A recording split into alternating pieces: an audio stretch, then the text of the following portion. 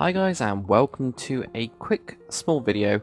As quite a lot of you know, kind of Let's Build Riverwood is coming to a close, and I'm planning on doing a Let's Build a Gondorian style town, I think.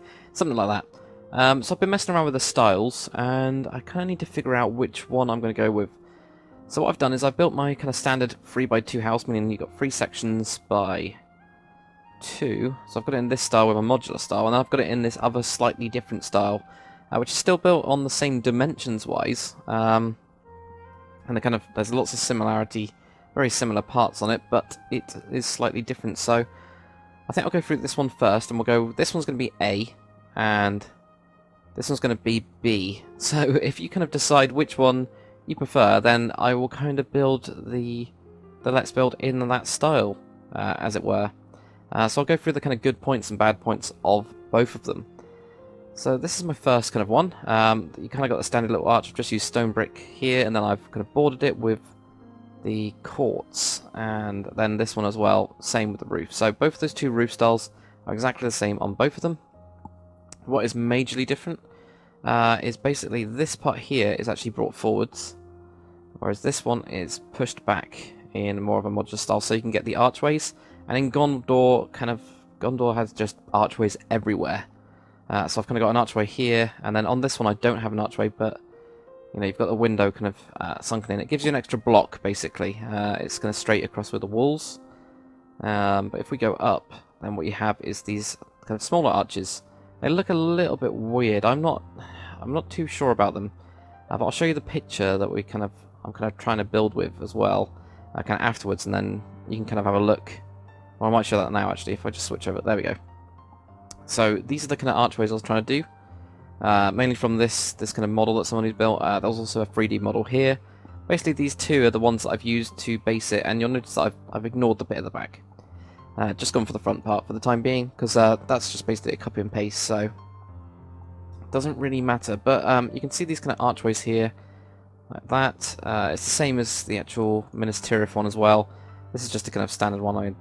You can spend ages looking around at pictures of them, but this is kind of what I wanted to base off to get a rough style. So, got an archway here, you got an archway here, like little ones, and a big one here, and little ones. And my first house, House A, has tried to stick with that picture pretty good.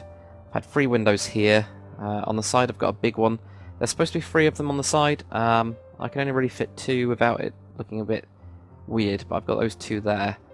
So I mean that's that side face, and using the kind of cobblestone kind of pillars. But obviously, if you're on the console versions, you don't really have them. Whereas the other version doesn't even need them. You just use the big thick ones. So it's kind of like a Conquest one rather than anything else. So that's pretty much it for that one. You've just got those 3 windows there. You've got the 2 on the side and then the bigger window. And then on the back, it doesn't look amazing. It really doesn't look interesting at all. Whereas the other one, because it's modular and it's got pushed back and everything, it does look interesting. So that's a massive downside with this one. It just looks flat. I'm not keen on the back. So let's go over the other ones. This is the modular design. This is what I kind of usually do, which has got like these little sections, as it were. And I've got another example over there as well. So first thing I've done is, because I've only got this kind of small. See, there's just like one block basically that you can walk through on these bits. Because I had that, I pushed these blocks back like I usually do, creating another arch, so you actually get arches going upwards, which is quite cool, I think. So that's that in there. Same kind of windows. I probably could actually use, you know, these like that as well if I wanted to, but I ended up finding that I wanted to use the chiseled quartz a little bit better. And on the side, you've got those same kind of archways, big ones there. And on this kind of up a bit, what you got is these smaller ones with basically just a block and a couple of slabs to try and get some detail, and then also some little detail here. But you can see the actual clear-cut divisions and lines between each of these sections. It makes it really easy if you want to expand it in different ways, and you guys will be able to do that by just picking up this style and then doing the same that you kind of done with my other medieval houses, which is good. So then you've got that as well. The back obviously does look a lot more. You can see the difference, it looks a lot more in depth. I guess I could, in a way, use these pillars here. If I wanted to, I could do something like this. You know, but actually, that's why I didn't do it. It didn't look quite right. Or even on these ones, actually, I could have done, for example, putting pillar behind, gone up as well. But it didn't seem to work quite well. It's pretty strange. So those are the two main styles. I'll just show you the inside of each of them. So I'll go with A first. There we go. So this is what you got in A. You've got these bigger windows. And that's what you'll notice instantly. The other one basically just has two. This one's got two really big windows on the sides. And this is using one of the metadatas in Conquest. I think it's 20 something. I'll just find out actually. Wait a minute. So yeah, that one is 20:8 for that actual type of style. It's really cool. And then when you go onto the upper floor, this is what I really like about it. It's got basically your floor would be here. So it's got quite a lot of space in that regard. You know, I mean, you've got lots of windows everywhere.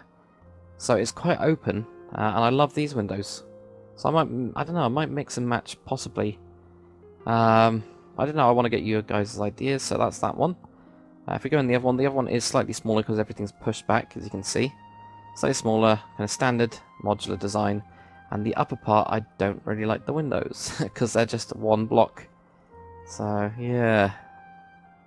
You can see the difference in window-wise, even though it does look better on the outside. So, it's very, very difficult. And actually, those ones are pushed back, and so are those. So, there's that. What I've also done here is, I was just messing around with putting a tower in it. This tower is too big at the bottom. I need to actually make it, instead of having a five gap thing here, I need 3 blocks. But it was mainly me messing around with it, trying to get the idea. But again, just trying out the modular design. This was to make 2 houses. So I've basically taken that house, shoved it on here. I shoved another one onto the side of it, but this side one actually had a tower.